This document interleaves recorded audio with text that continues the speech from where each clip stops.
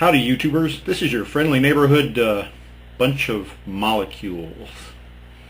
The walls come down, and as I look in your eyes, my fear begins to fade. Calling all of the times I have died, will die. So I don't mind, I don't mind, I don't mind.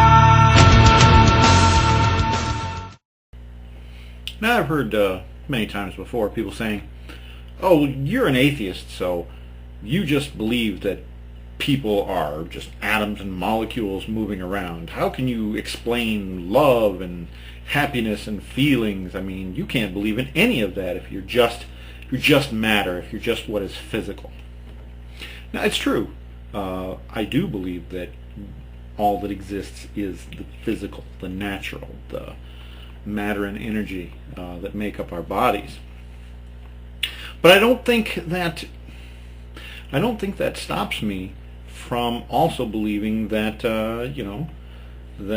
people can think and feel and love and create art and music and shitty YouTube videos and things like that. The people who do believe that atoms and molecules can't explain all that, they often believe that there has to be something else. There has to be a spirit or a soul or a mind, but not a mind that comes from the brain, a non-physical mind that only interacts with the body. There always has to be some extra ingredient, that atoms and molecules simply aren't enough. And I really have no idea what it means when they say, you can't explain love. What does it mean to explain love?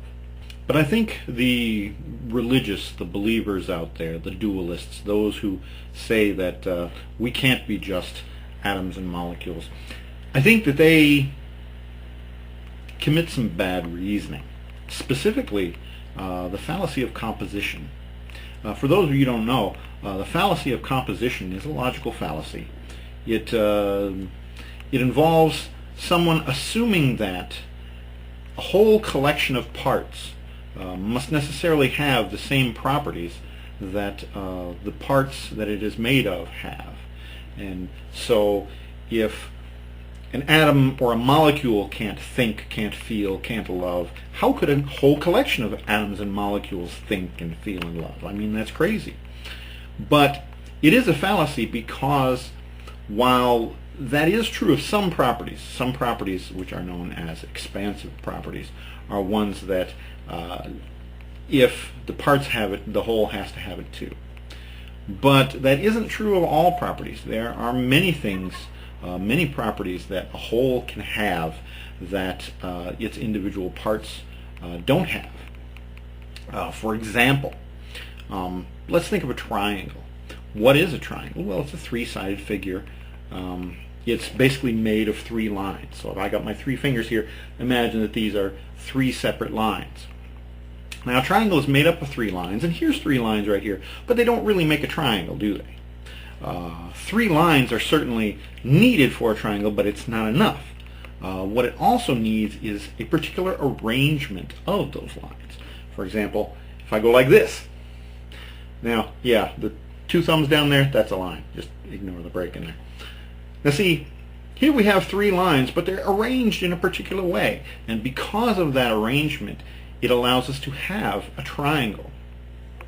So when I say that I believe that we are just atoms and molecules, that we don't have all this extra non-physical stuff, there is one part that I am leaving out, but I think that still qualifies as being physical or material, and that is the arrangement of these atoms and the molecules and their interactions through time.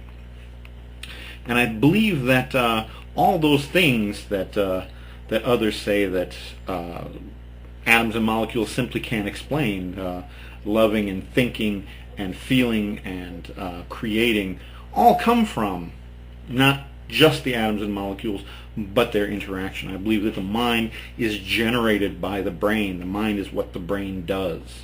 So for those of you out there who disagree with me, who feel that there must be something else, that there must be some non-physical extra force involved in these things, can you tell me why? Can you explain why that these properties cannot arise from the actions and arrangements of just atoms and molecules?